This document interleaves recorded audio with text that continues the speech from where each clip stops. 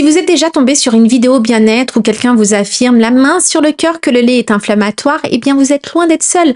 En 2025 encore, ce mythe est partout. Et souvent, le discours est implacable.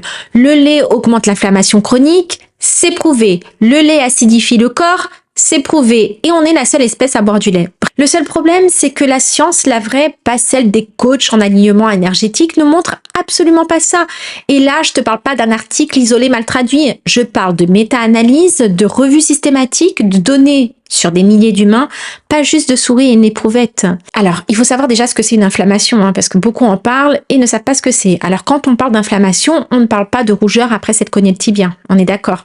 On parle ici de ce qu'on appelle l'inflammation de bas grade, un état chronique, silencieux, lié à un excès de cytokines pro-inflammatoires dans le sang, comme l'IL-6, le TNF-alpha ou la fameuse CRP, la protéine C-réactive.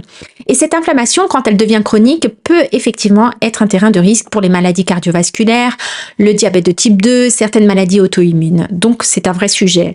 Mais est-ce que le lait l'aggrave? Que dit la recherche récente? Vous savez, la vraie, la publiée, la relue, pas sponsorisée par les licornes. Eh bien, en 2020, une méta-analyse publiée dans Nutrition Review a analysé 27 essais randomisés contrôlés sur des adultes en bonne santé.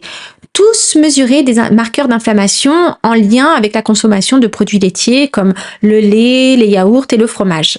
Résultat, aucun effet pro-inflammatoire significatif. Et dans certains cas, les marqueurs inflammatoires baissent légèrement, surtout quand on parle de produits fermentés comme le yaourt ou le kéfir. Une autre étude en 2023, publiée dans Advance in Nutrition, a compilé une nouvelle vague d'études sur le même sujet. Et là, même conclusion. Chez les adultes en bonne santé ou en surpoids, aucune élévation de la CRP après consommation des produits laitiers. Alors, tu veux que je t'explique pourquoi ce mythe survit malgré tout ? Je suppose qu'il repose sur 3 grands malentendus souvent amplifiés par des publications orientées. Et le premier porte sur les études animales mal interprétées.